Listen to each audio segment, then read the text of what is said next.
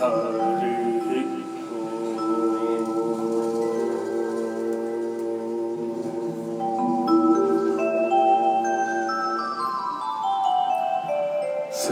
गणेशाय नमः। श्री सरस्वत्यै नमः। श्री गुरुचरणकमलेभ्यो नमः। श्री मातृविद्यजनकमलेभ्यो नमः। कृष्णाय वासुदेवाय हरहे परमात्मने प्रणतः क्लेशनाशाय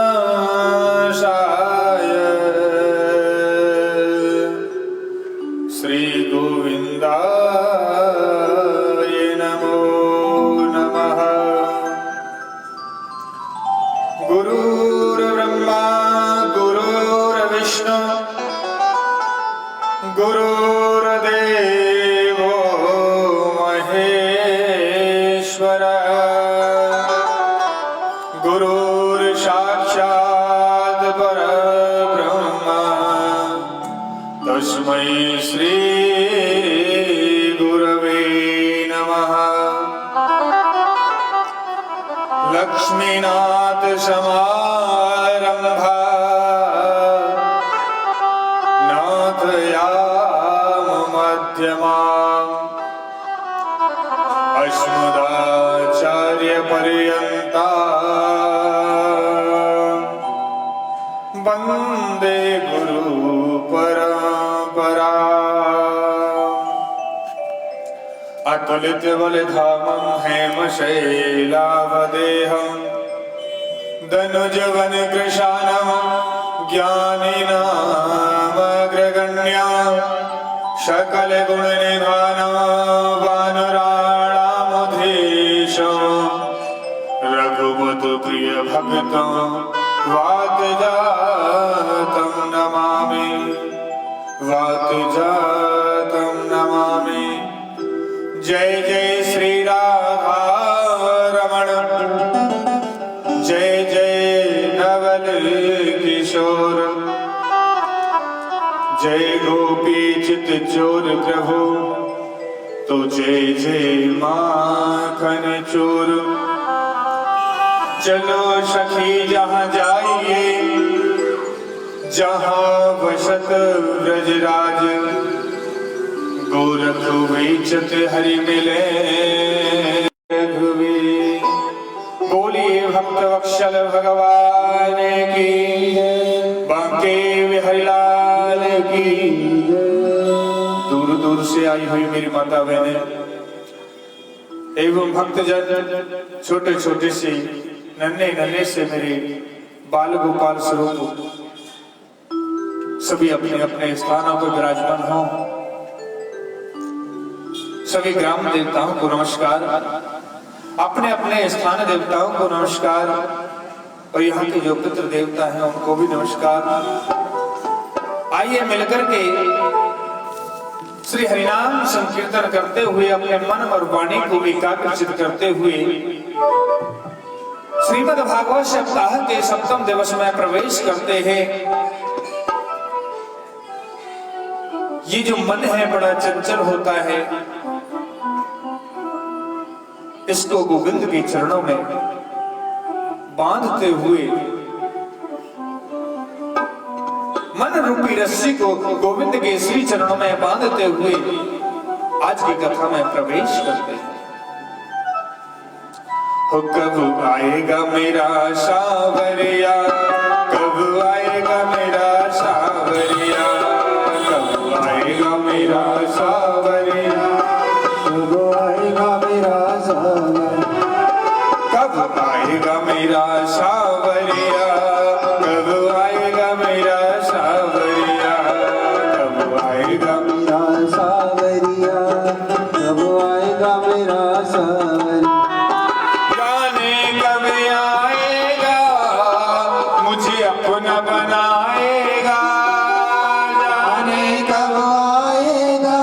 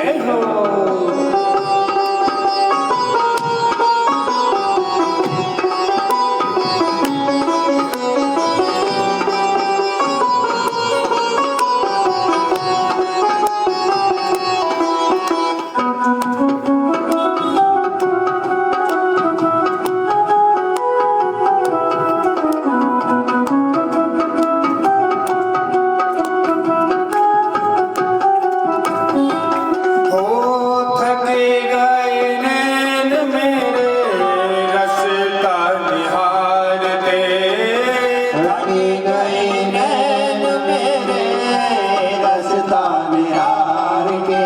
ओ थके गए नैन मेरे रास्ता निहार के। थकी गए नैन मेरे रास्ता निहार के। ओ प्यासी प्यासी आँखियों में सपने बहार के। प्यासी प्यासी अखियों में सपने बहार। प्यासी प्यासी आँखियों में सपने बहार के। प्यासे प्यासी अखियों में सपने बहार। कब तक बहलाएगा, कब तक दर्शाएगा, कब तक बहलाएगा, कब तक रहलाएगा। मेरी आंसू पहुँच कर मुझे गले लगाएगा। कब आएगा मेरा सावरिया, कब आएगा, मेरा सावरिया। कब आएगा मेरा सावरिया, कब आएगा मेरा सावरिया। आएगा मेरा सावरिया, कब आएगा मेरा सावरिया।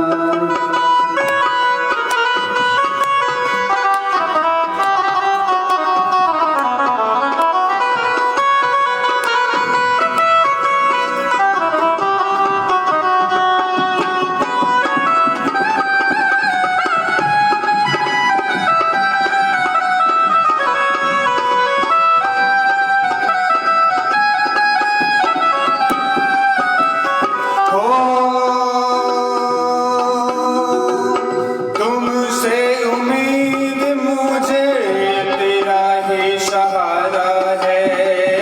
तुमसे उम्मीद मुझको तेरा ही सहारा है। हाँ तुमसे उम्मीद मुझको तेरा ही सहारा है।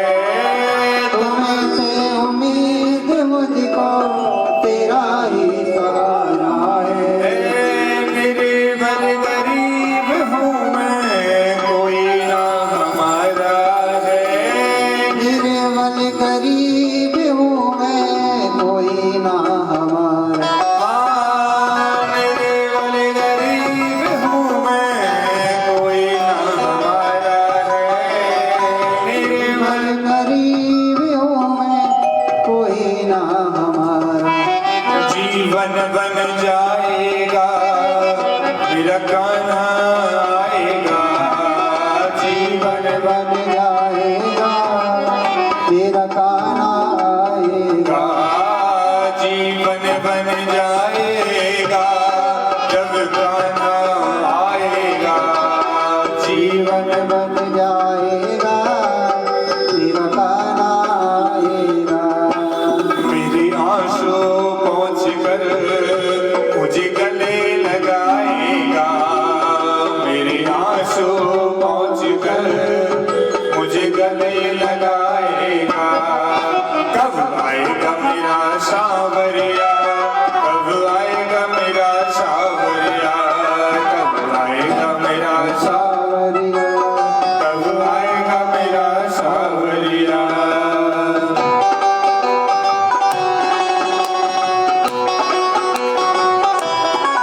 तालियों की सेवा करते हुए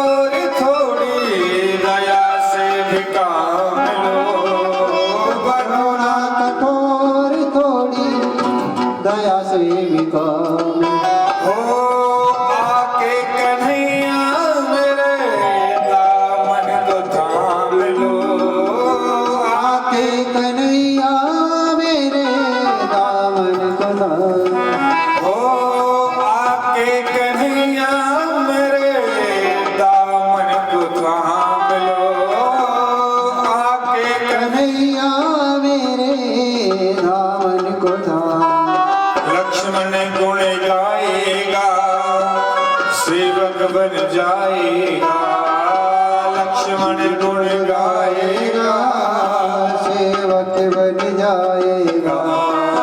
मेरे आंसू पहुँच कर मुझे गले लगाएगा। कब आएगा मेरा सावरिया, कब आएगा मेरा सावरिया, कब आएगा मेरा सावरिया, कब आएगा मेरा सावरिया। जाने कब आएगा, मुझे अपना बनाएगा, जाने कब आएगा, ये अपना बनाएगा। मेरे आंसू पहुँच कर मुझे गले लगाएगा, मेरे आंसू पहुँच कर मुझे गले लगाएगा। कब आएगा मेरा सावरिया, कब आएगा मेरा सावरिया, कब आएगा मेरा सावरिया, कब आएगा मेरा सावरिया। मेरे गोविंद बड़े दयालु हैं। कब आएगा मेरा सावरिया। आज रुक्मणी जी ने, आइए प्रवेश करते हैं कथा के अंदर। रुक्मणी जी खड़ी हुई थी,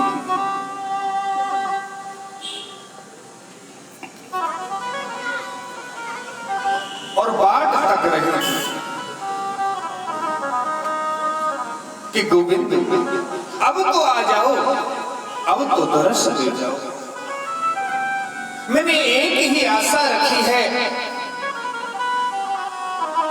कि मैं शिशुपाल को पति रूप में नहीं बनाना चाहता, मैं गोविंद को पति रूप में देखना चाहती हूं। आज मेरे गोविंद आए हैं, और जैसे ही मेरे गोविंद आए हैं, रुक्मणी देवी ने देखा कि गोविंद आ रहे हैं। थोड़ा सा एक नंबर कम करो।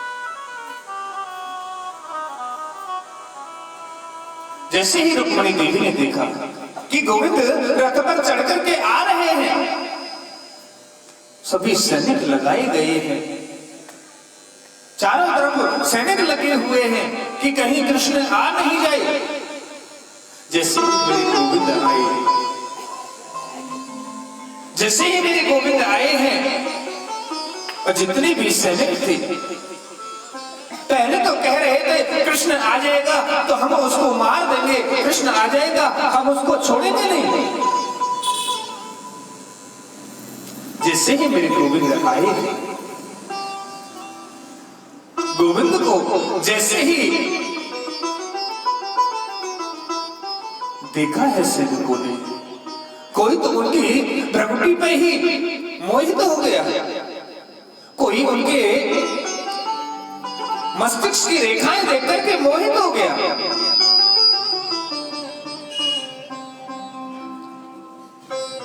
कोई कानों के कुंडलों को देखकर मोहित हो गया, कोई मोर मुकुट को देख करके मोहित हो गया, और कोई और कुछ चले गया, कोई तो उनके खड़ाउओं को देख करके मोहित हो गया।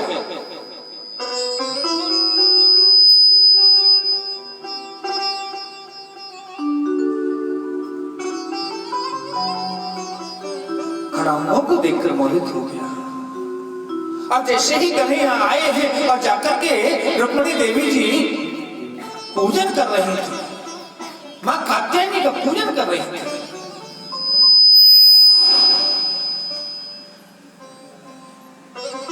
थोड़ा सा मास्टर कम करो, मास्टर कम करो बस। जैसे ही रुक्मणी देवी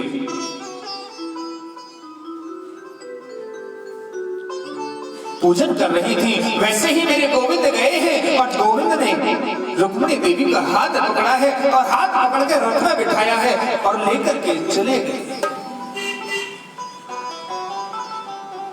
सभी देख रहे हैं कि कितनी सुंदर जोड़ी है गोविंद की और रुक्मणी की, कितनी सुंदर जोड़ी। आज सभी ने मिलकर के मग्न मुग्ध हो गए हैं। आज जैसे ही शिशुपाल आया है, रुक्मिणी का भाई आया है, रुक्मिणी आया है। रुक्मिणी ने पूछा कि हमारी बहन कहाँ है, कि अभी रथ में बैठ करके इधर को जा रही थी। बड़ी सुंदर जोड़ी लग रही थी, बड़ी सुंदर जोड़ी लग रही थी।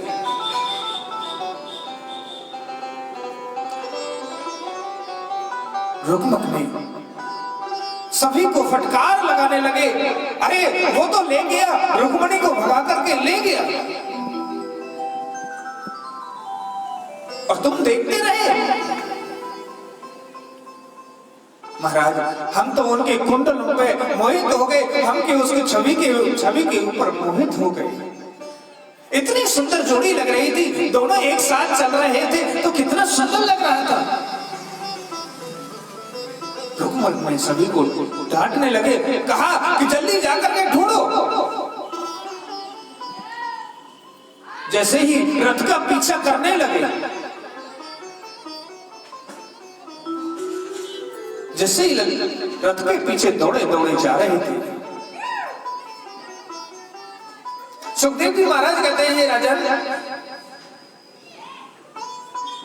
कृष्ण तो बैठे थे, रथ को तो रुक्मिणी जी चला रहे थे, कृष्ण चला के नहीं लेके जा रहे।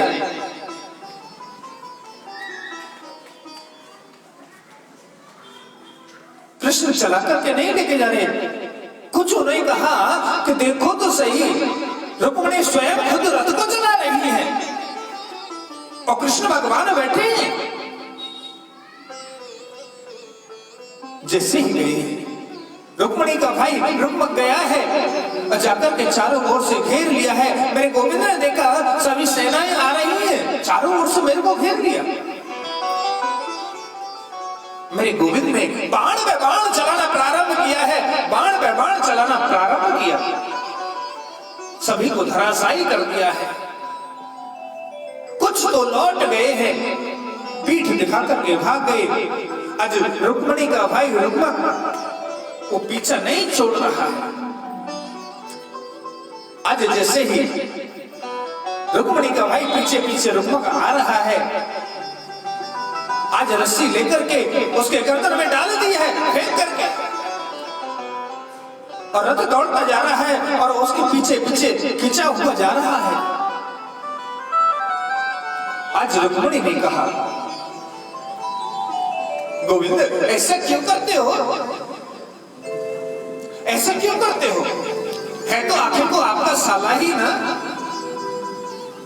क्या साले के साथ में ऐसा व्यवहार किया जाना चाहिए?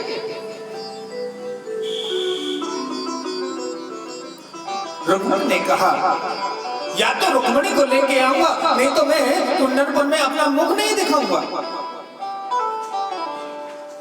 क्योंकि ये हमारे शान की बात है, हमारी लज्जा की बात है। जिसकी आव नहीं, आदर नहीं, नैनन नहीं स्नेह, तुलसी वहां न जाइयो जहां पर कंचन वर्षण में है। यहाँ आव आदर नहीं हो, वहां कभी नहीं जाना चाहिए।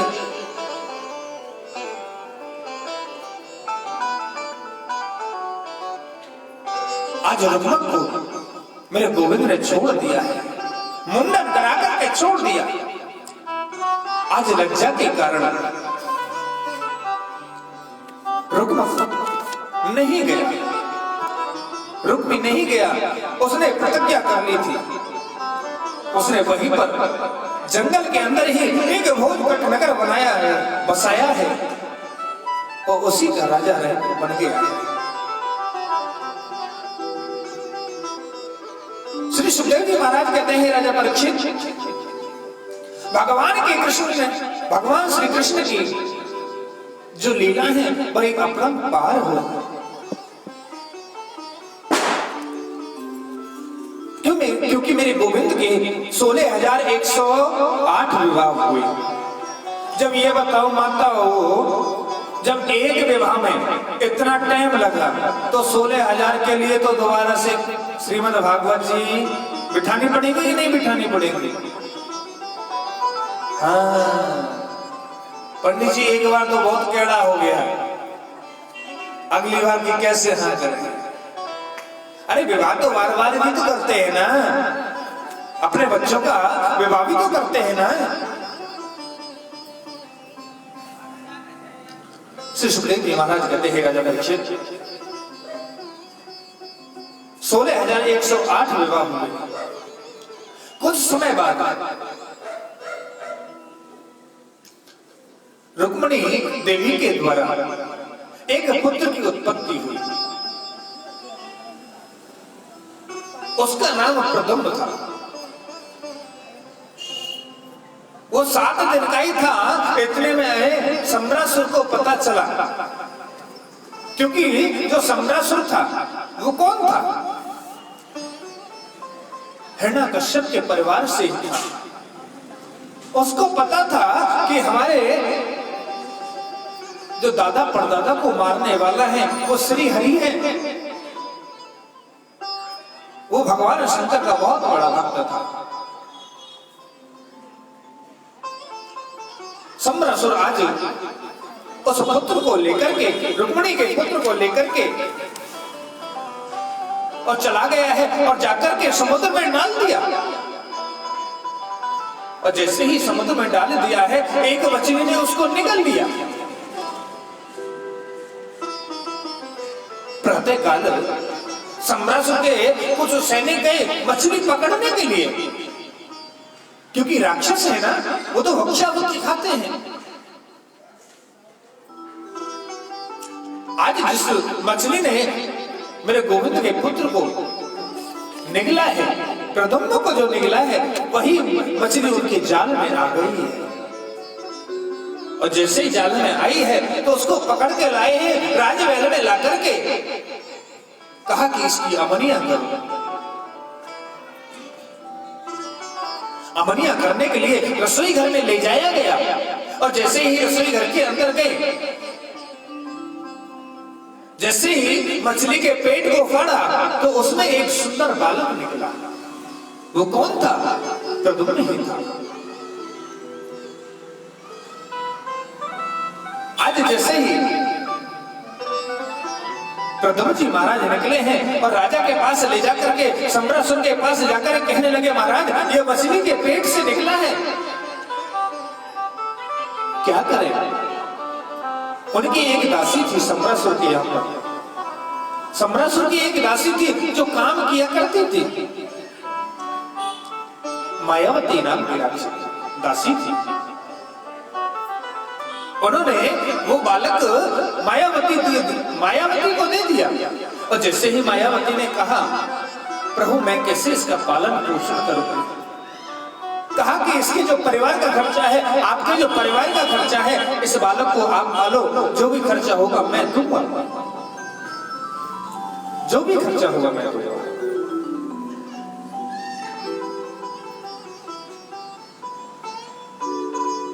आज मायावती उसको पाल रही है, बालक के रूप में पाल रही है। कुछ समय बीता और वहां पर नारद भगवान आए हैं, नारद जी महाराज आए हैं। नारद जी ने कहा, मायावती आप क्या कर रही हैं? ये आप जानती हैं कौन है? महाराज मैं तो नहीं जानती। कौन है ये? आपके पति हैं। मेरे पति? हाँ, कामदेव। और आप इनकी पत्नी है, रति। आज जैसे ही उन्होंने कहा, महाराज मेरे पति तो बहुत छोटे हैं, की उनको एक रसायन विद्या की पहचान कराई और रसायन विद्या को बताया कि जितनी जल्दी आप इसको दोगे उतनी ही जल्दी ये बढ़ेगा, उतनी जल्दी बड़ा हो जाएगा, उतनी जल्दी बड़ा हो जाएगा, क्योंकि ये आपका पुत्र नहीं पति है। आज उसने मिलकर के रसायन बटी दी है और जैसे ही रसायन बटी दी तो बालक से यज्ञ हो गया है। उन्होंने सारी कहानी बताई कि शंकर भगवान की पूजा में दखल दे रहे थे। इनको अपने ऊपर बहुत बड़ा अभिमान था। कामदेव है ना जी, कामदेव को बहुत बड़ा अभिमान था। एक दिन शंकर भगवान के ऊपर बाणों को तौछार करने लगे अपने काम बाणों से। भगवान को जगाना चाहते हैं और भगवान शंकर समाधिस्थ थे। उनकी नेत्र खुले और जैसे ही खुले तीसरा नेत्र खुला और कामदेव जलकर विभस्म हो गया। तब रति ने प्रार्थना की थी, प्रभु हमको क्षमा कर दीजिए, ये अज्ञानवश हुआ है, आप हमको क्षमा कर दीजिए। तब उन्होंने वरदान दिया था कि सम्रासुर के यहां पर जाकर के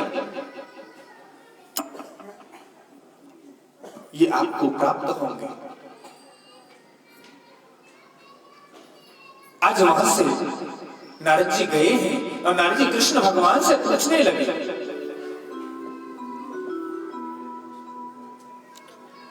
और जैसे ही कृष्ण भगवान से पूछा, प्रभु आपके जो पुत्र हैं कहां हैं?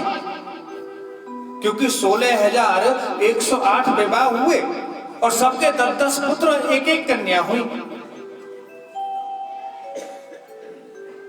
सबके 10-10 पुत्र और 1-1 कन्या। अब ये बताइए कितना बड़ा परिवार हो सकता है। आज मेरे गोविंद ने कहा सभी अपने महलों के अंदर ही तो है। नारद जी आए तो इसका मतलब कोई ना कोई तो कारण होगा ना।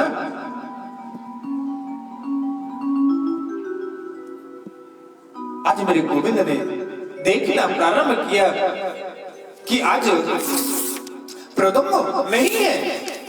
प्रद्युम्न कहां गया? उन्होंने कहा कि सम्रासुर के यहां पर है। आज पुत्र को लेकर के आए हैं और पुत्र के साथ बहू भी आई है। पुत्र के साथ बहू भी आई है। श्री सुखदेव जी महाराज कहते हैं, राजा परीक्षित, मैं अब उस कथा का वर्णन सुनाने जा रहा हूं कि गोविंद के 16,108 विवाह हुए थे। जो एक समय सत्यजित भगवान सूर्यदेव का बहुत बड़ा भक्त था और सूर्यदेव भगवान को प्रसन्न करके सूर्यदेव भगवान ने उनको मणि प्रदान करके, और वो मणि ऐसे चमकती थी जैसे कि रात्रि के अंदर सूरज निकलता हो। घर के अंदर उजाला हो जाता था, राज्य के अंदर, महल के अंदर उजाला हो जाता था। एक समय की बात थी कि सत्यजित उस मणि को पहन करके द्वारका की तरफ चला गया। सभी द्वारका वासियों ने देखा। क्या देखा कि कहीं ऐसा तो नहीं सूर्य नीचे उतर के आ रहा हो, क्योंकि चमक बहुत थी ना उसके चमक बहुत थी। आज जैसे ही मेरे गोविंद के दरबार पहुंचे हैं, द्वारकाधीश के दरबार में पहुंचे हैं, आज मेरे गोविंद ने थोड़ा सा मजाक कर दिया, सत्यजित ये मणि आपके लिए शोभा नहीं देती, क्योंकि आपके परिवार में 3 ही तो सदस्य हैं। एक तो आप हैं, एक आपकी पत्नी है, एक आपकी पुत्री है।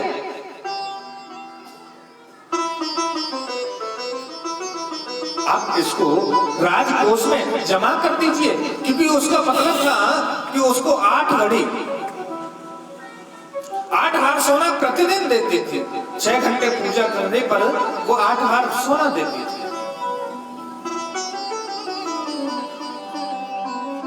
आज सत्यजित को बहुत बुरा लगा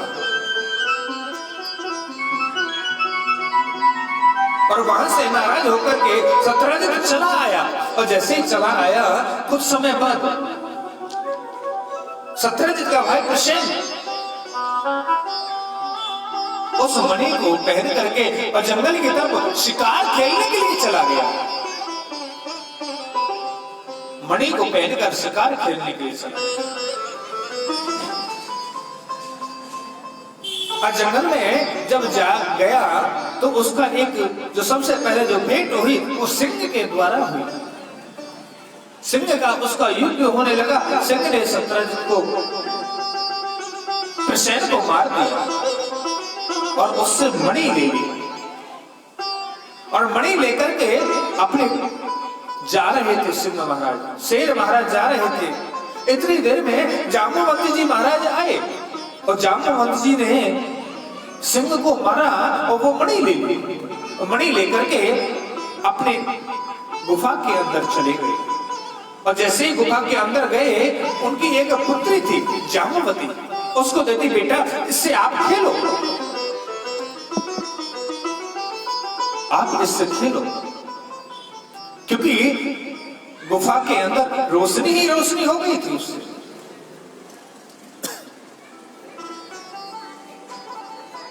आज सत्यजित ने एक कलंक लगा दिया। गोविंद ने मेरे से मणि मांगी थी, आज मेरा भाई प्रसेन उसको मणि को पहन करके जंगल में शिकार खेलने के लिए गया और मेरे को पता है कि कृष्ण ने ही उसको मारा है और मणि भी कृष्ण ने ही ली है। आज तो मेरे गोविंद को झूठा कलंक लगा, झूठा कलंक लग गया। जब धीरे धीरे करके नगर में ये बात फैली कि प्रसेन को गोविंद ने मारा है, धीरे धीरे करके माताओं पर पहुंची और माताओं से पुरुषों पर पहुंच गई। एक दिन वह बात मेरे गोविंद के कानों में पहुंच गई, क्योंकि झूठा कलंक क्यों लगा था? चतुर्थी का चंद्रमा देखने के कारण उनको झूठा कलंक लगा। आज जैसे ही मेरे गोविंद को कलंक लगा, गोविंद ने कहा ये मेरे को बहुत झूठा कलंक लगा है। आज ढूंढने के लिए चले गए हैं जंगल की तरफ, जंगल की तरफ ढूंढने के लिए चले गए। जंगल में देखा उन्होंने कि प्रसेन मरा पड़ा है, पर मणि तो उसके पास में भी नहीं है। प्रसेन मरा पड़ा है पर मणि उसके पास नहीं है। आगे पहुंचे, आगे जाकर देखा कि यहाँ सिंह के निशान है, आगे जाकर सिंह भी मरा पड़ा है। देखा मणि ना तो प्रसेन पे है ना सिंह पे है। अब आगे पहुंचे, धीरे धीरे देखा कि आगे किसी और जानवर के निशान पर दिखाई देते हैं। धीरे धीरे उनको देखते हुए पहुंच गए हैं गुफा के अंदर।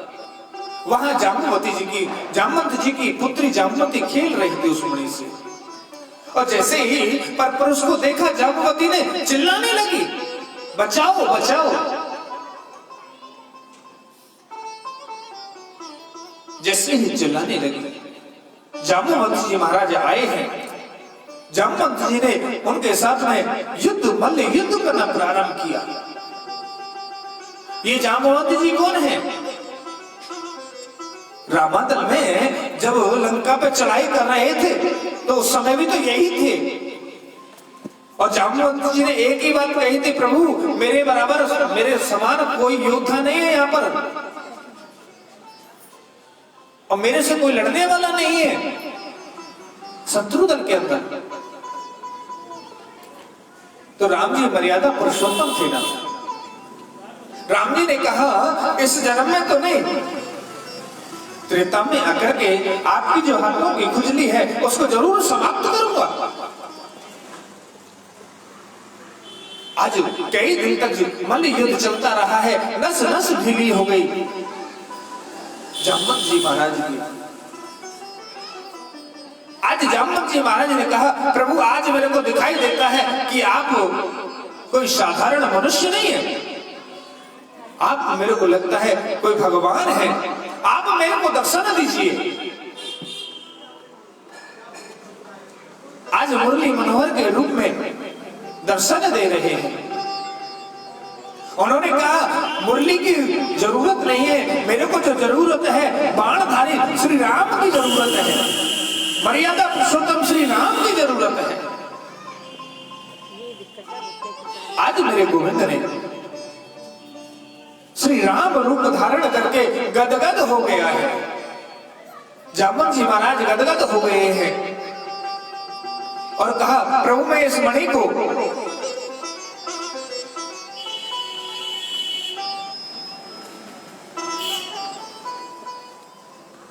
एक माला सामने करना दो गोपाल जी को।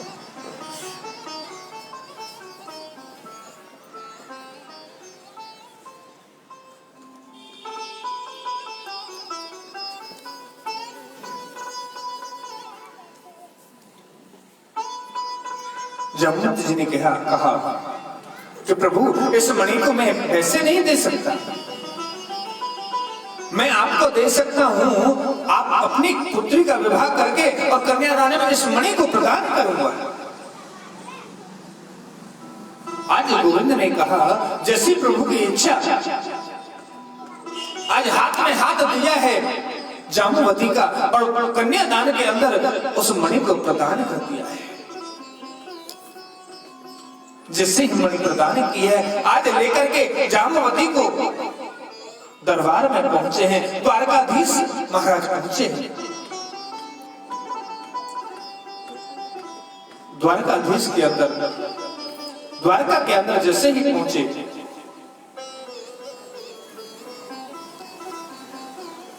उन्होंने क्या देखा? रुक्मिणी देख रही है किसी स्त्री के साथ आ रहे हैं, और स्त्री कैसी है? बालों वाली। आज गोविंद कहने लगे रुक्मिणी मेरा विवाह हुआ है, मैं विवाह करके नव विवाहिता को लेकर के आ रहा हूं, और वो आपसे बहुत सुंदर है। जाम्बवंत की पुत्री जाम्बवती कैसी होगी? जिसके शरीर पर पूरे बाल ही बाल हो, वो कितना सुंदर होती होगी।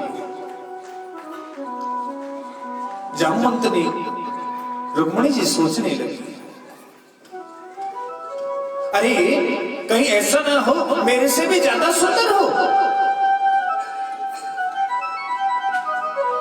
मेरे से ज्यादा सुंदर नहीं होनी चाहिए, चाहे मेरे बराबर हो जाए, कहीं ऐसा हो मेरा अपमान होने लगे। आज जैसे ही रुक्मिणी जी ने कहा, रुक्मिणी जी का जो वरदान था वो पूरा हो गया। आज जाम्बवती जी रुक्मिणी की तरह सुंदर दिखने लगी। आज उस मणि को लाकर के सत्यजित को प्रदान किया है। सत्यजित कहने लगे प्रभु इस मणि को मैं कैसे ले सकता हूं, मैं कैसे ले सकता हूं? एक तो आपको झूठा कलंक लगा, और मैं इसको कैसे ग्रहण करूं?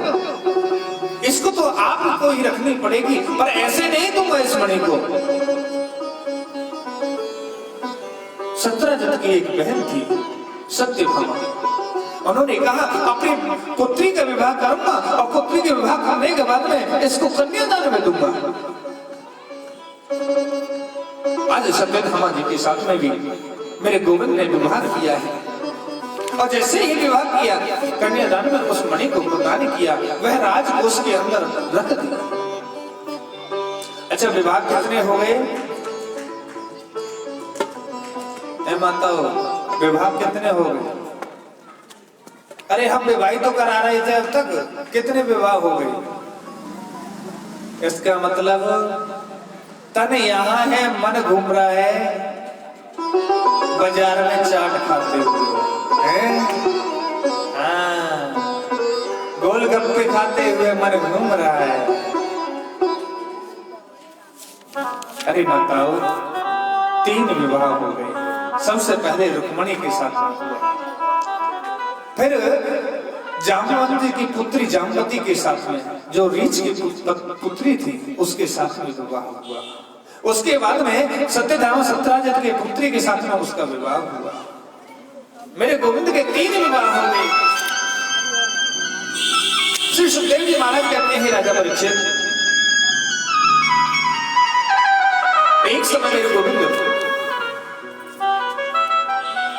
अर्जुन के साथ में भ्रमण करने के लिए जंगल की तरफ गए। उनको एक आवाज सुनाई दी, हे गोविंद हे गोविंद हे गोविंद। अर्जुन ने देखा प्रभु आपको कोई बुला रहा है। गोविंद ने कहा अर्जुन आप जाकर पूछो कौन है, इसलिए आप गोविंद को पुकार रही हैं। आज अर्जुन गए हैं और जाकर के पूछने लगे हैं देवी आप कौन हो।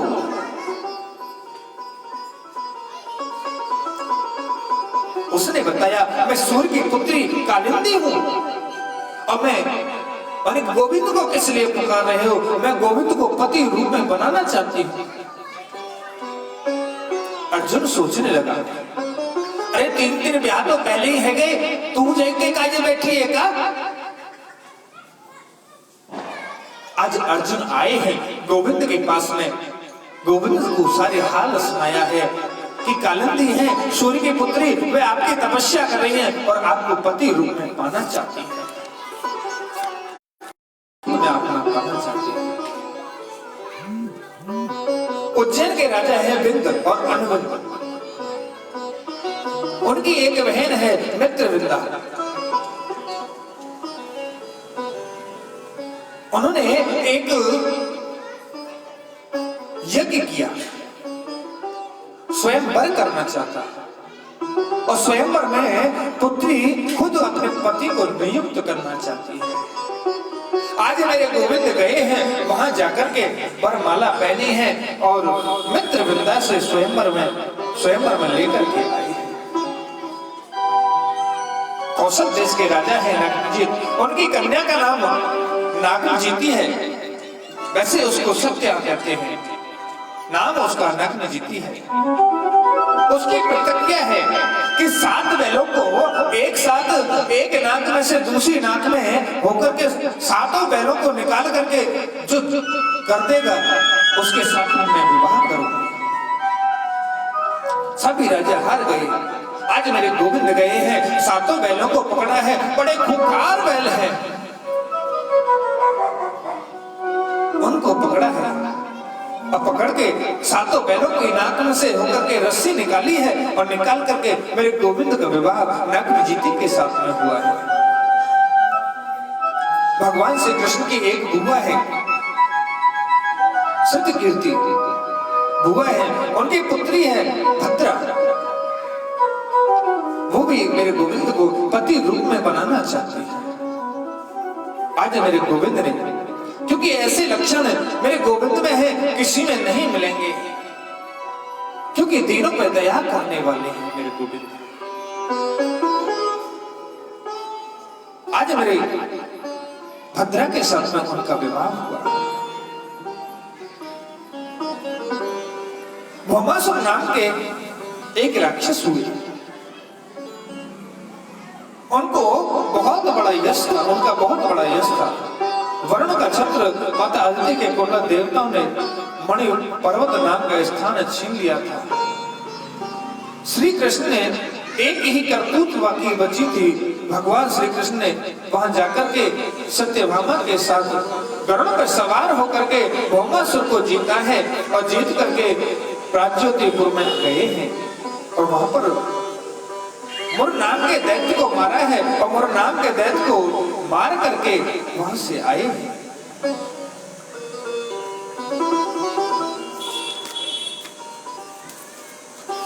आज एक समय हुआ, सुखदेव जी महाराज कहते हैं राजा परीक्षित, एक समय में गोविंद को हंसी ठिठोली करने की सूझी।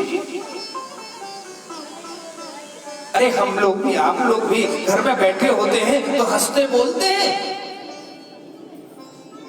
आज मेरे गोविंद ने रुक्मणी जी से एक छोटा सा मजाक किया।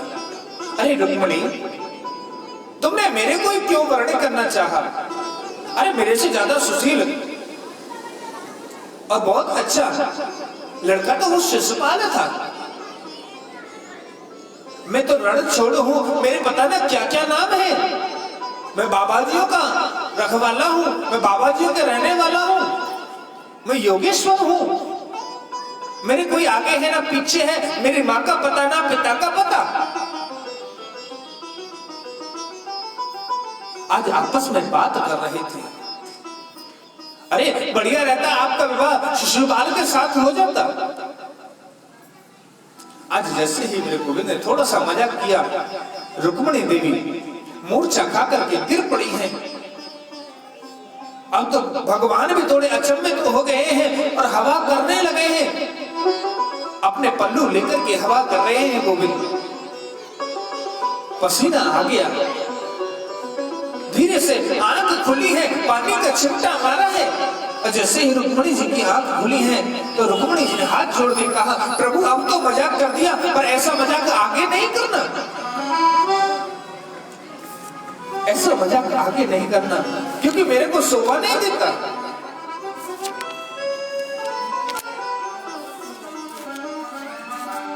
एक समय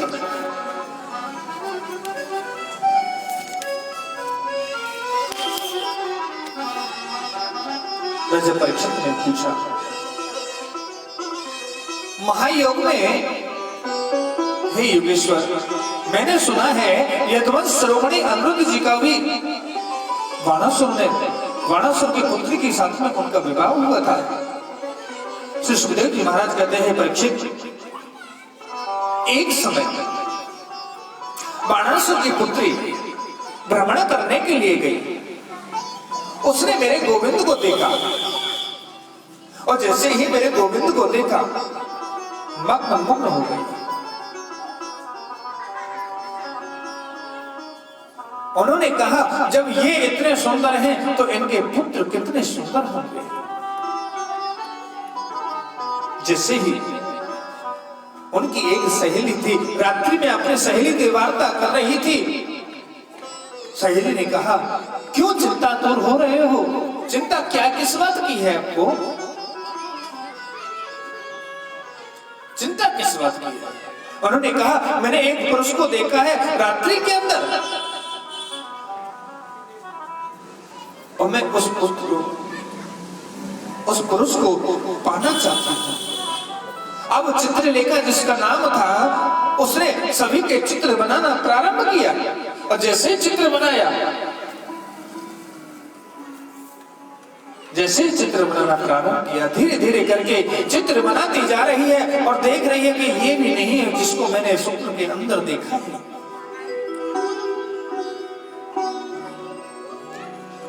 ये वो पुरुष नहीं है। धीरे धीरे करके फिर चित्र बनाती है चित्रलेखा और उषा कहती है, ये भी नहीं है। जैसे ही यदुवंशियों के यदुवंश में प्रवेश किया है, उनका चित्र बनाने लगी। क्या देखा है? आज मेरे गोविंद की बारी आई है। गोविंद का जैसे ही चित्र बनाया है और कहने लगी, ऐसे ही है पर ये नहीं है, ये नहीं है, ऐसे ही है। आज अनिरुद्ध का चित्र बनाया है और जैसे ही अनिरुद्ध का चित्र बनाया, उषा शर्मा गई। उषा शर्मा गई। उन्होंने कहा, इसको मेरे पास लेकर के आओ। चित्रलेखा रात्रि के अंदर गई है और अनिरुद्ध जी को चार आई सहित उठा करके ले आई है बाणासुर के राजमहल के अंदर और धीरे धीरे करके उसके साथ रहने लगी है। सैनिकों ने देखा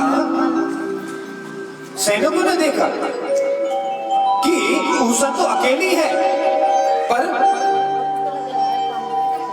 पर भीतर से कमरे के अंदर से दो लोगों की आवाज आती है। कमरे के भीतर से दो पुरुषों की आवाज आती है, जैसे कि आपस में वार्तालाप करते हैं। आज दोपहर को वह बात बाणासुर के पास पहुंची।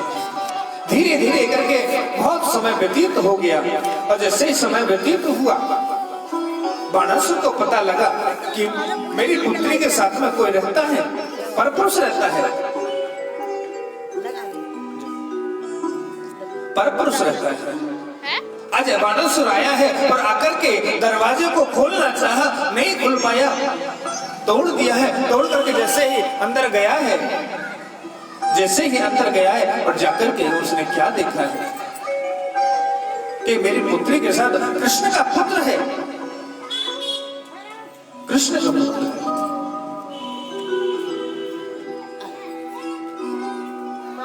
आज जैसे ही बाणासुर ने उसको पकड़ के कैद खाने के अंदर डाल दिया गया है। आज नारद जी महाराज आए हैं और मेरे गोविंद से कहने लगे, आपको कुछ पता होता है?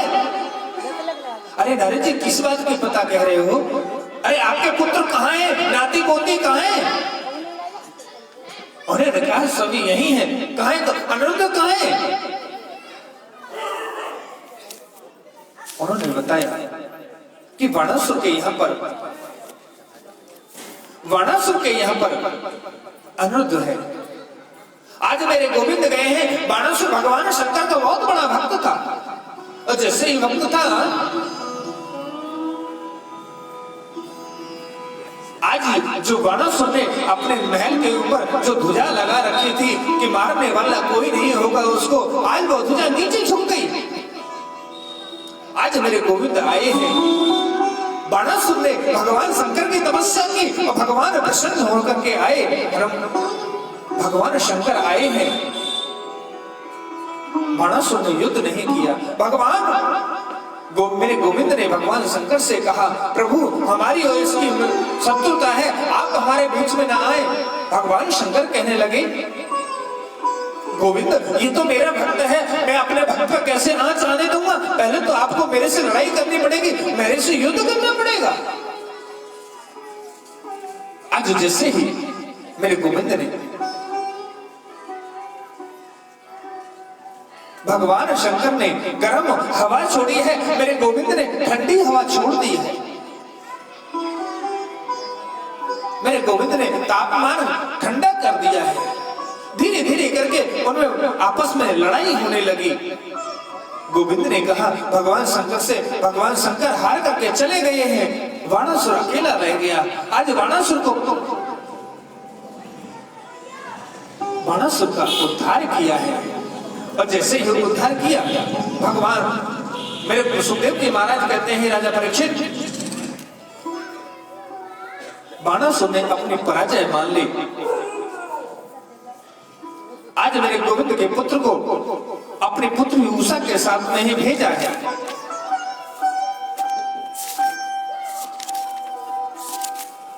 श्री सुखदेव जी महाराज कहते हैं, राजा परीक्षित, एक समय 20,800 राजाओं ने भगवान श्री कृष्ण ने जरासंध से जेल में मुक्त कराने की, आजादी पाने की चाहा। एक समय मेरे गोविंद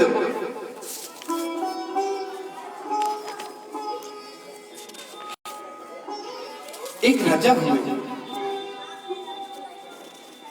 जो राजा हुए जरासंध, उन्होंने क्या किया? यहां भी कोई पुत्री दिखती, सुंदर पुत्री दिखती, उसको लेके आते और धीरे धीरे वो कहना चाहते थे कि मैं 16,100 हो जाएंगी जब मैं इससे इनके साथ में एकत्रित होकर के विवाह करूंगा।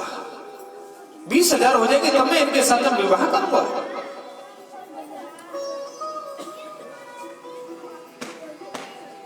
आज सभी गोपियों को देखा है, जहां भी राजा महाराजा है, जो सुंदर कन्या दिखती है उसको राजमहल में बुला करके बंद कर देते हैं। बहुत समय व्यतीत हो गया। आज मेरे गोविंद के पास में एक राजा आया। राजा ने कहा, प्रभु इस दुष्ट ने बहुत सारी कन्याओं को अपने बंदी गृह में डाल रखा है, आप जाकर के उनको वहां से छुड़वाएं। आज गए हैं मेरे गोविंद, उससे युद्ध किया है, उसको परास्त करके 16,100 कन्याओं को लेकर के छुड़वा दिया है। और जैसे छुड़वाया है, 16,100 कन्याओं ने कहा, हमको तो बहुत समय हो गया, हम अपने घर नहीं गए और हमारे अब घर वाले अब हमको ग्रहण नहीं करेंगे, अपने घर में नहीं रखेंगे। उन्होंने कहा क्या करना चाहिए? हम गोविंद को पति रूप में चाहते हैं। आज एक एक करके सभी ने मेरे गोविंद के साथ विवाह किया है और मेरे गोविंद के विवाह हो गए हैं 16,100।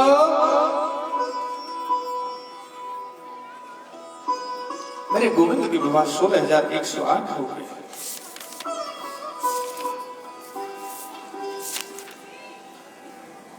एक समय सभी के 10 पुत्र हुए हैं, सभी के 10 पुत्र हुए हैं। एक समय अपनी नातियों को लेकर के मेरे गोविंद गए हैं जंगल की तरफ।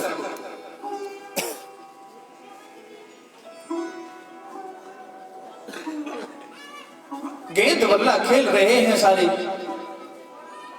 और बाबा अपने ध्यान में मग्न है। मेरे गोविंद अपने ध्यान में मग्न है। इतनी देर में उनकी बॉल एक कुएं के अंदर जाकर के गिर जाती है। वह कुआं बहुत गहरा है। सभी दौड़े दौड़े आए, बाबा बाबा हमारी जो गेंद है वो कुएं के अंदर गिर गई है, आप उसे निकाल दो ना। आज मेरे गोविंद गए हैं और उसमें अपना हाथ डाला है और गेंद लेकर के जैसे आना चाहे, एक जीभ से छिप गया हाथ,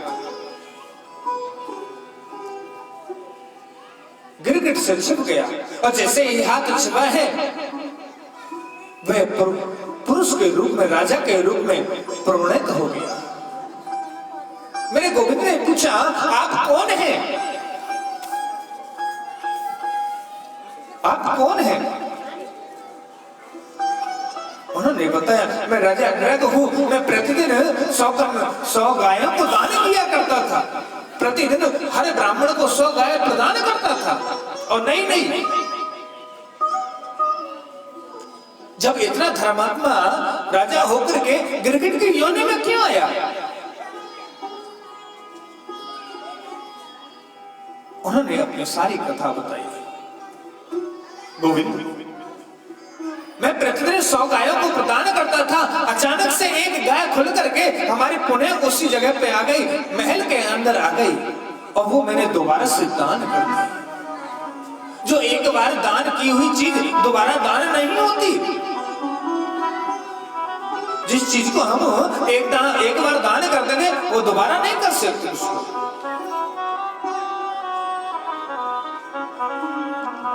आपस में वह ब्राह्मण लेके जा रहा था और दूसरा ब्राह्मण जिसकी गाय खोई थी वो आ रहा था वापस। उसने गाय को पहचान लिया और पहचान कर कहने लगा, ये तो मेरी गाय है। उन्होंने कहा, मैं तो राजा के पास से अभी अभी आपके सामने लेकर के आ रहा हूं। अरे ये तो राजा ने मेरे को कल ही दी थी, दान में दी थी। दोनों मिलकर के राजा के पास गए हैं। राजा दोनों की बात सुन रहे हैं। राजा दोनों की बात सुन रहे हैं। अब वो कुछ कहता तो उसकी तरफ हाँ कर देते, और वो कुछ कहता उसकी तरफ हाँ कर देते। ब्राह्मण ने मिलकर के उनको श्राप दे दिया, बार बार तू हाँ कर रहा है, गिरगिट की तरह रंग बदल रहा है, तू जा गिरगिट हो जा। आज मैं गिरगिट हो गया।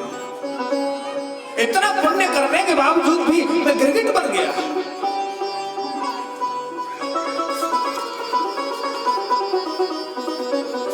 आज मेरे गोविंद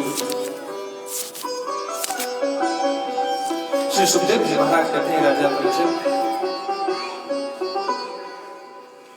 और वह समय आ गया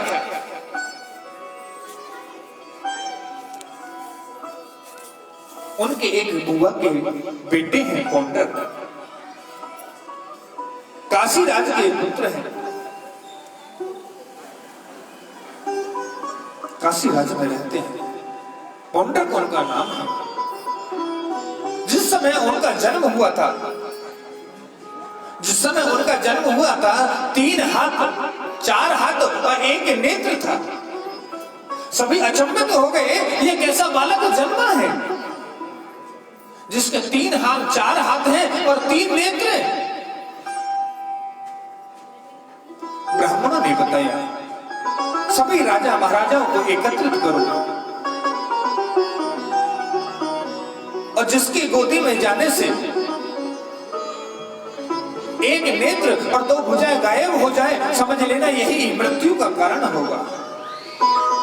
आज धीरे धीरे करके सभी राजा महाराजाओं को बुलाया है, धीरे धीरे करके बारी बारी से सभी के हाथों में दे रहे हैं पौंडर को। जिसे बारी बारी से देने लगे। किसी के हाथ में कुछ नहीं हो, जैसे ही मेरे गोविंद के पास में आया है, गोविंद ने गोदी में लिया है अपने भांजे को। जिससे ही भांजे को लिया, भाई को लिया, और वैसे ही उसके एक नेत्र और दो हाथ गायब हो गए। आज तो बुआ ने पैर पकड़ लिए। क्या भाई भाई का शत्रु हो सकता है क्या?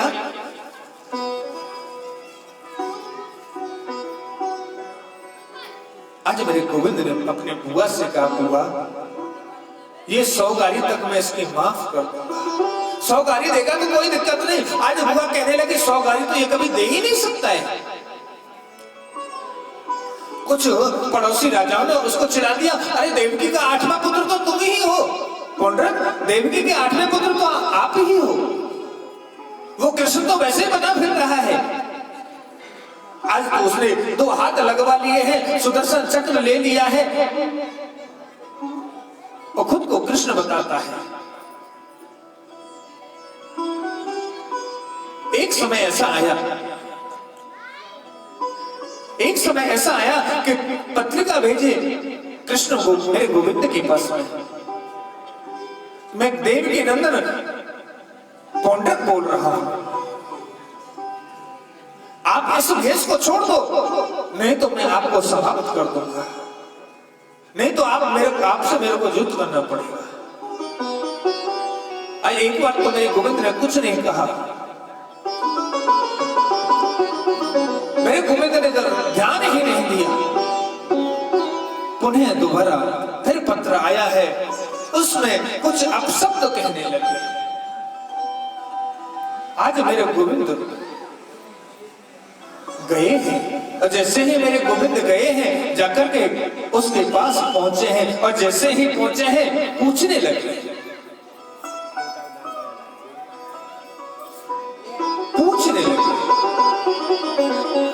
क्या बात है पौंड्रक, क्या बात है? उन्होंने बताया, देवकी नंदन अष्टम पुत्र मैं हूं, देवकी का लाल मैं हूं। आज तो सभी राजा महाराजों के सामने मिलकर के मेरे गोविंद को गाली देने लगा। 20-25 गाली दे दी, और मेरे गोविंद कहने लगे, पौंड्रक सावधान हो जा, 25 गालियां हो गई है। धीरे धीरे करके 50 गाली हुई,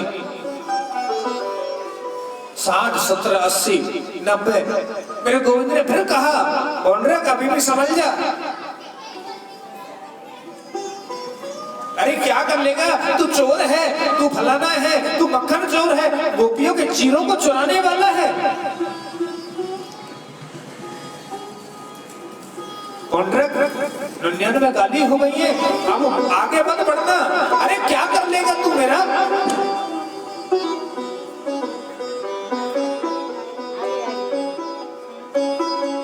आज जैसे ही 100 की गाली दी है, मेरे गोविंद का सुदर्शन चक्र आया है और उसको सिर धड़ से अलग हो गया। उसमें से एक ज्योति निकली जो मेरे गोविंद के श्री चरणों में अर्पित हो गई।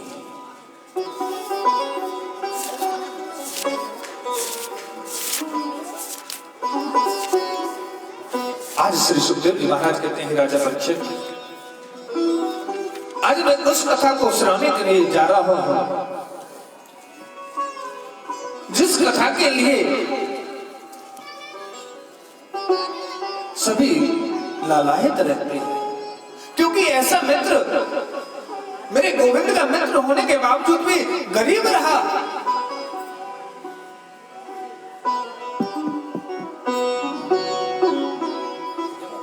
गरीब रहा। अब तक क्या कर रहे थे आप? 5 मिनट में काम करते हैं। उन्होंने बताया, एक समय मेरे गोविंद और सुदामा जी महाराज अपने राज्य महल में गुरुकुल के अंदर गए, वहां उनकी मित्रता हुई। सुदामा जी थे, वो ब्राह्मण थे, संदीपुरी मुनि के यहाँ पर ही विद्या अध्ययन करने के लिए गए थे।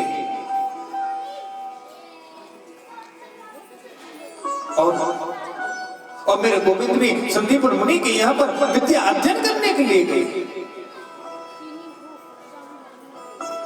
आज सुखदेव जी महाराज कहते हैं, राजा परीक्षित, एक समय, क्योंकि मेरे गोविंद तो राजा महाराजा है ना, तो वो तो रथ में जा रहे थे और सुदामा जी गरीब हैं। सुदामा जी गरीब थे, वो पैदल पैदल जा रहे थे। और जैसे ही पैदल पैदल गए, रास्ते में एक उनको कांटा लग गया और जंगल में अश्रु की धार बह रही है और गोविंद को पुकार रहे हैं, हे गोविंद मेरी रक्षा करो।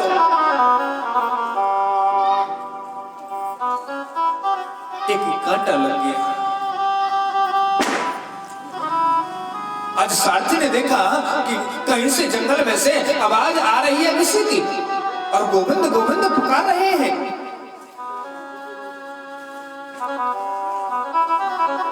गोविंद गोविंद पुकार रहे हैं। आज मेरे गोविंद ने कहा, जाओ आप देख करके आओ कोई कौन है, जो मेरा जो नाम पुकार रहा है वह कौन है।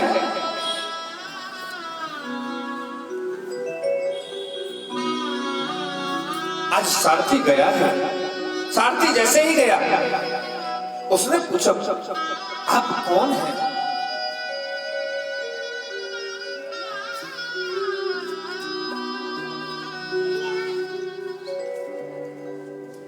और कहने लगा,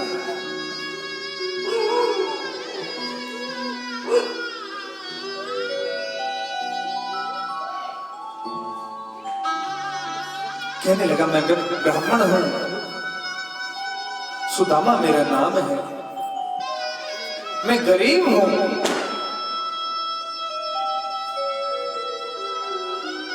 मैं गोविंद को बुला रहा हूं। आज जैसे ही वह गया है और जाकर के मेरे गोविंद को कहा कि आपको पुकार रहा है, आपको बुला रहा है, आपको बुला रहा है। आज मेरे गोविंद गए हैं और जाकर के कहने लगे, बड़े प्यार से गोविंद पुकार रहे हैं, कांटो लागो रे सावरिया, मुंह पे गेल चलो ना जाए, कांटो लागो रे सावरिया, मुझसे गेल चलो ना, हो गेल चलो ना जाए, मुंह पे राह चलो ना जाए, हाँ गेल चलो ना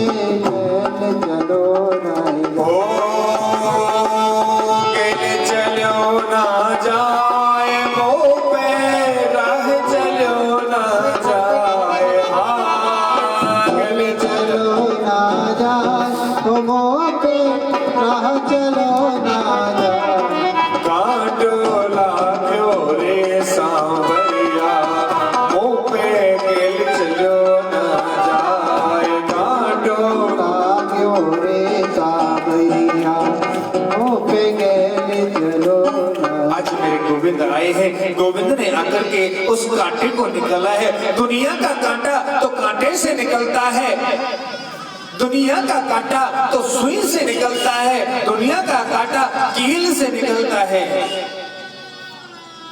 आज मेरे गोविंद ने सुदामा जी का कांटा अपने मुख से निकाला है, अपने मुख से निकाला है। अब पूछने लगे, हे विप्रवर, आपको कहां जाना है?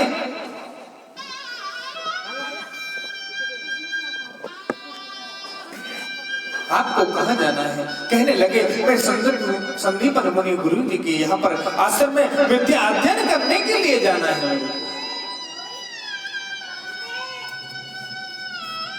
विद्या अध्ययन करने के लिए जाना है। आप मेरे रथ में बैठ करके चलो। आज मेरे गोविंद की और सुदामा जी की मित्रता हो गई है। आज मेरे गोविंद की और सुदामा जी की मित्रता हो गई।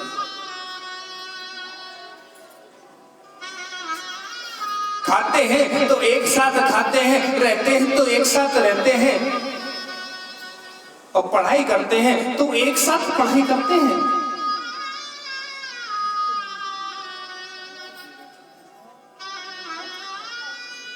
एक समय की बात तो ही गुरु जी ने पूछा, सुदामा जी, आपको जो कल याद करने के लिए दिया था वह याद करके लाए कि नहीं?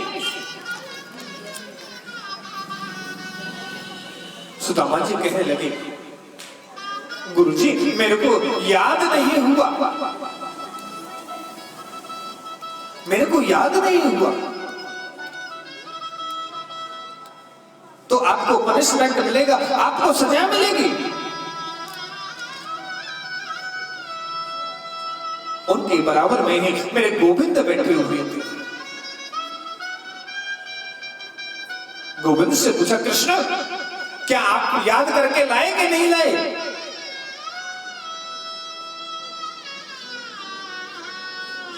चार वेद कंठस्थ मोए, कछु तो हुए रस भंग, अपनो पाठ भुलाय के मैं जाऊं सुधामा संग। चारों वेद जिसको कंठस्थ है,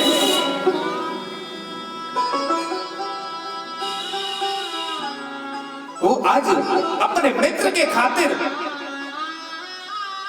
अपने पाठ को भुला दिया है। कहने लगे, गुरुवर मेरे को कुछ भी याद नहीं है,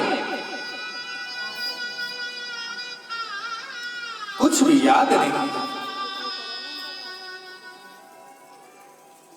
आज मेरे गोविंद को और सुदामा जी को कहा कि आप वन में जाकर के वन से लकड़ी लेके आओ, शाम को खाना भी तो पकाना है।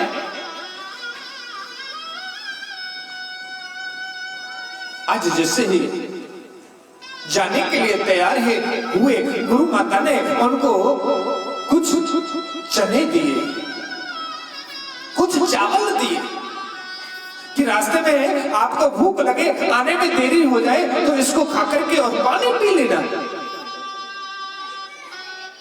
इसको खाकर के आप पानी पी लेना। आज मेरे गोविंद और सुदामा जी चले गए। बड़ी बड़ी आंधियां आ रही हैं, तूफान आ रहा है और थोड़ी थोड़ी बारिश भी होने लग गई, थोड़ी थोड़ी बारिश होने लग गई।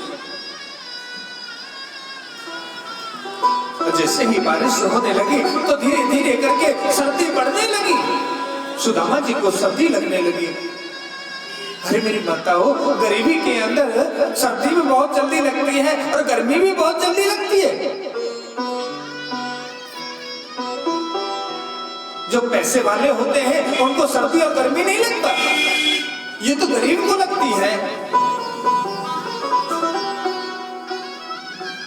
क्योंकि शरीर जो गरीब होता है उसके पास में जितने नियुक्त ही कपड़े होते हैं उतने नियुक्त ही चीजें होती हैं।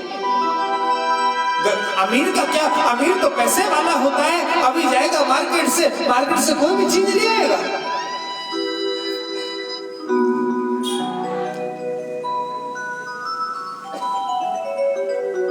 मार्केट से कोई भी चीज ले आएगा।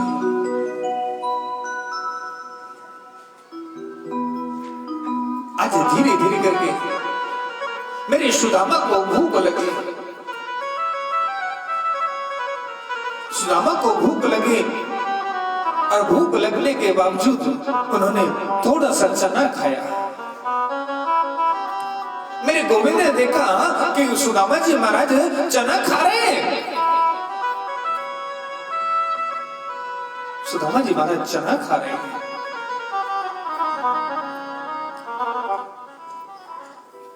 मेरे गोविंद ने कहा, सुदामा जी, अरे भैया क्या खा रहे हो, आपके दांत बज रहे हैं। सुदामा जी कहने लगे, ठंड की वजह से मेरे दांत बज रहे हैं।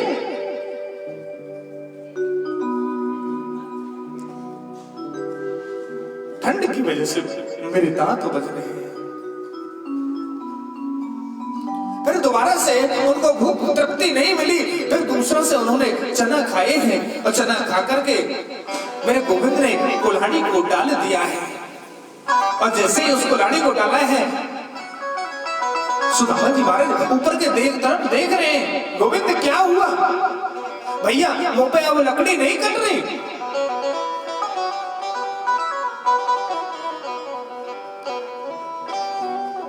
चलो ऐसा करो, सूखी सूखी लकड़ियों को तो तोड़ दो सूखे पेड़ में से।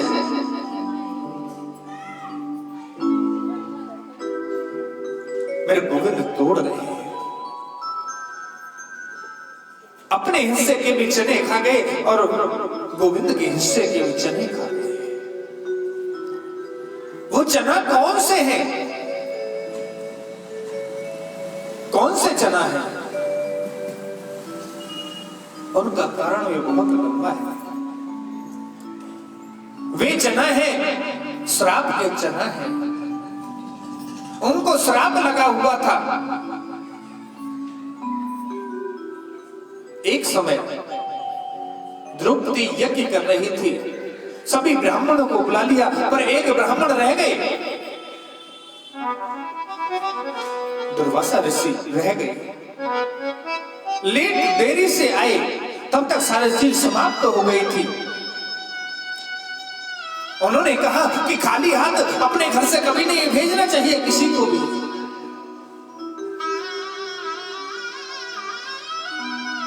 अपने घर से कभी भी खाली हाथ नहीं भेजना चाहिए। तो उन्होंने चने लेकर के और दे दिए।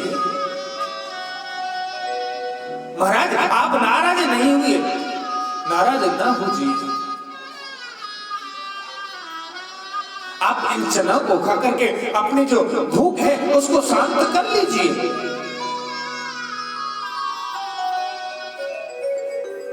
आज जैसे ही उन्होंने उस चना को लेकर के वापस महक के हमारा ये चना को खाऊंगा तो मैं दरिद्री हो जाऊंगा, और फिर इन चना को जो भी खाएगा मैं दरिद्री हो जाएगा।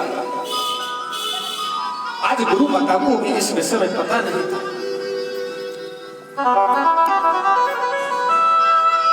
गुरु माता को भी नहीं पता इस विषय में। आज वही चना सुदामा जी जानते थे, क्योंकि सुदामा जी ज्ञानी थे ना। सुदामा जी जानते थे मैं गोविंद को इस चना को खिला दूंगा तो गोविंद श्री यक्ष श्रीहीन हो जाएंगे। जब देश का राजा के पास में पैसा नहीं रहेगा तो प्रजा का पालन कैसे करेगा? यदि मैं इनको खा लूंगा तो मेरे पे कोई फर्क नहीं पड़ेगा। आज जंगल से लेकर के लकड़ियों को लेकर के चले हैं। रास्ते में पूछने लगे गोविंद, सुदामा जी माने वो चने दिए थे वो दे दो ना, खा लेते हैं, भूख लग रही है। सुदामा जी कहने लगे, गोविंद अभी यहाँ पानी की व्यवस्था नहीं है, थोड़ा आगे चल के कुआं पड़ेगा, वहां पर जाकर के हम पानी पिएंगे और चने भी खाएंगे। थोड़े सा जैसे ही आगे गए हैं और कुआं मिल गया। मेरे गोविंद कहने लगे, मेरे गोविंद ने कहा, सुदामा जी अब तो चने दे दीजिए। अब तो चले दे दीजिए, अब तो कुआं भी आ गया है, ठंडा पानी भी है।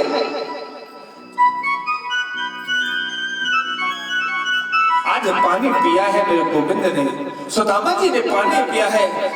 गोविंद ने पूछा चले कहाँ है? गोविंद मैं तो उनको पा गया, मेरे को भूख बहुत जोर से लगी थी।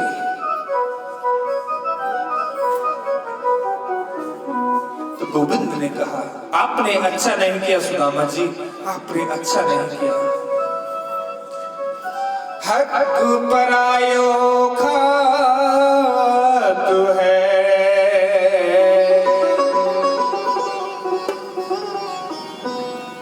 हक परायो खात है, जा से हक जो पराया खाता है वो निर्धन हो जाता है, गरीब हो जाता है।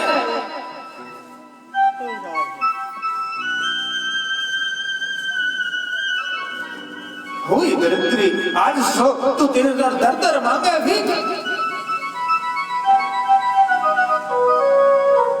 हक परायो खात है यही मिलेगी सीख। हुई दरिद्री आज सो तू दर दर मांगे भी। अब पढ़ाई पूरी हुई है और जैसे ही पढ़ाई पूरी हुई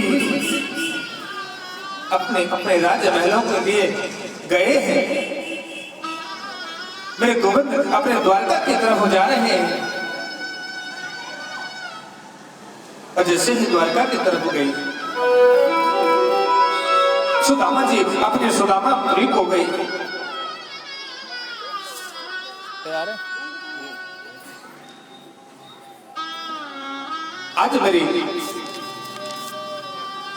सुदामा जी के विवाह हुआ सुशीला के साथ में, सुशीला के साथ विवाह हुआ। उनके 4 पुत्र हुए। प्रतिदिन सत्यनारायण की कथा करके जो भी लाते, जो प्रसाद मिल जाता उसको लाकर के बच्चों को दे दिया करते।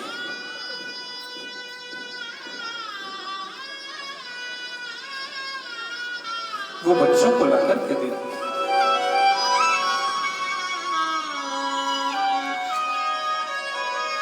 और बच्चे उसी से शांत हो जाते हैं क्योंकि गरीबी है ना।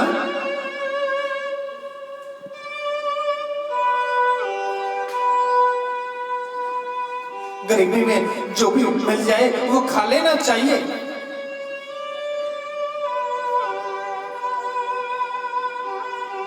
प्रतिदिन नदी के किनारे जाते हैं और भगवान के श्री चरणों को प्रणाम करते हैं, उनके नाम की पूजा करते हैं। गोविंद कल तो आपने निकाल दी, आज कैसे निकलेगी? फिर कहीं ना कहीं से निमंत्रण आ जाता है, कुछ पंजीरी ले लेते हैं, कुछ फल मिल जाते हैं, लाकर के घर ले आते हैं।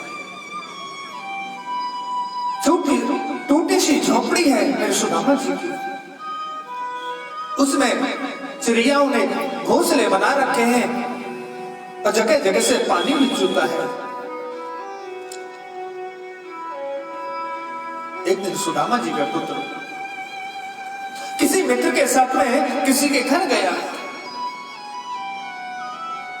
और उसकी मां ने कहा बेटा आजा दूध पी ले, आजा बेटा दूध पी ले। आज वो दौड़ा दौड़ा अपने घर में आया है और माता सुशीला से कहने लगे मां आप मेरे को भी दूध दे दो ना, आप मेरे को भी दूध पिलाओ।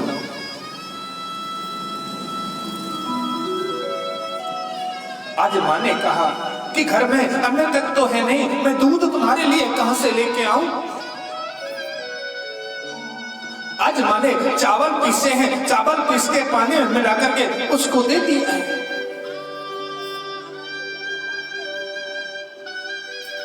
कहने लगी ले बेटा दूध पी ले। अहो भाग्य,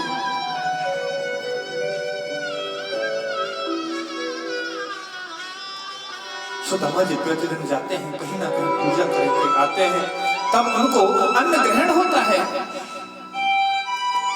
बहुत समय व्यतीत हो गया।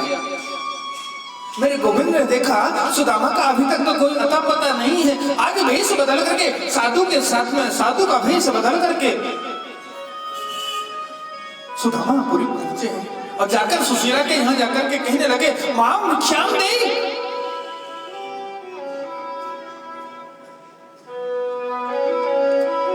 भिक्षाम दे। मां निकल करके आई है, स्वामी मेरे घर में कुछ नहीं है।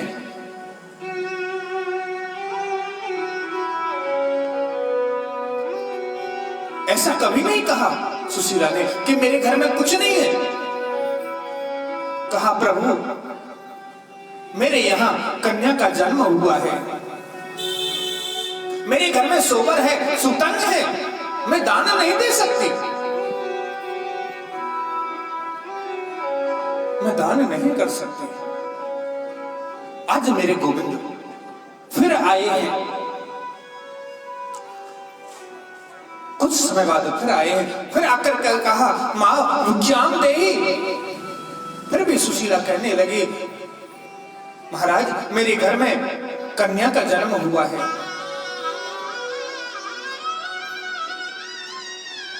मेरे घर में कन्या का जन्म हुआ है। मां कुछ समय पहले तो आपके घर में कन्या का जन्म हुआ था, तो अब तो सोबर हट गई होगी। सुशीला ने कहा मेरे यहाँ पर दरदगा नाम की कन्या ने जन्म लिया है, मैं इसलिए दान नहीं कर सकती। आज मेरे गोविंद ने कहा सुशीला हे ब्राह्मण पत्नी, आप अपने पति को द्वारका नरेश के पास भेज दीजिए, आपके सभी कष्ट दूर हो जाएंगे। द्वारकाधीश के यहाँ पर भेज दीजिए, वहां से सारे कष्ट दूर हो जाएंगे। प्रतिदिन कहीं ना कहीं से मांग करके लेके आती है, बच्चों के लिए खाना बनाती है, कभी बथुआ लेके आती है, कभी पालक लेके आती है।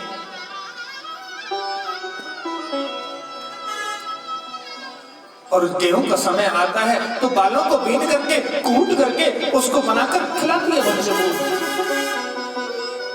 आज वो समय आ गया, उसके घर में खाने तक के लाले पड़ गए।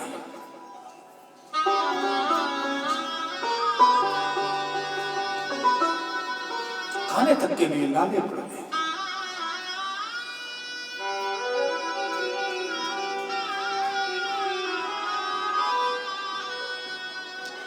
आज सुशीला से कह करके मेरे गोविंद चले गए।